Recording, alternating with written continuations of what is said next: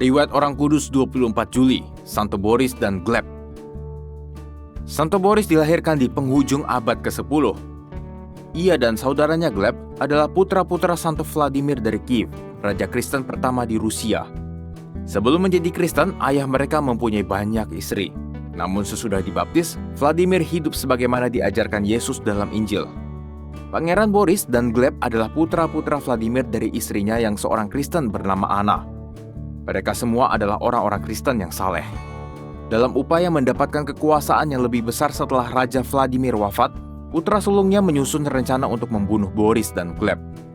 Boris diperingatkan mengenai hal ini sewaktu ia kembali bersama pasukannya dari suatu pertempuran melawan suku-suku pengembara. Para prajurit serta-merta bersiap untuk membela Boris dari saudara sulungnya, tetapi Boris melarang. Katanya, "Adalah lebih baik jika aku saja yang mati daripada banyak orang harus mati." Maka ia menyuruh para prajuritnya pergi, sementara ia duduk sendirian menanti. Sepanjang malam ia merenungkan para martir yang tewas dibunuh oleh kerabat dekatnya sendiri. Ia merenungkan betapa kosong jadinya hidup ini jika kita mengutamakan hal-hal duniawi. Yang utama menurut pendapatnya adalah perbuatan-perbuatan baik, kasih sejati, dan iman yang benar. Ketika pagi tiba, para pembunuh yang disewa kakaknya tiba dan mulai menyerangnya dengan tombak. Boris tidak melawan. Ia mengampuni mereka dan menyambut kematiannya dengan penuh kedamaian. Setelah Boris, kakaknya, Santo Gleb juga dibunuh tak lama sesudahnya. Saudara sulungnya yang keji mengundang Gleb datang ke istana untuk suatu kunjungan persaudaraan. Saat menyeberangi sungai, perahu Gleb diserang oleh orang-orang bersenjata yang garang.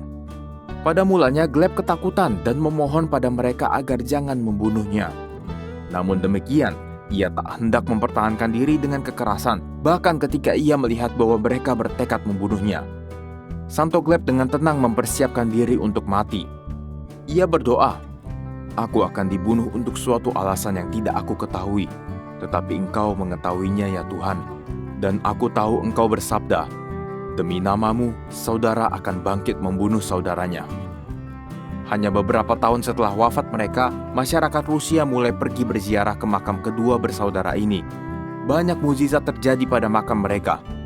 Santo Boris dan Santo Gleb disebut martir sebab mereka menerima kematian seperti Kristus, yakni tanpa mempertahankan diri dengan kekerasan.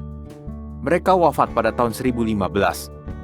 Pada tahun 1724, Paus Benediktus ke-14 memaklumkan Boris dan Gleb sebagai santo.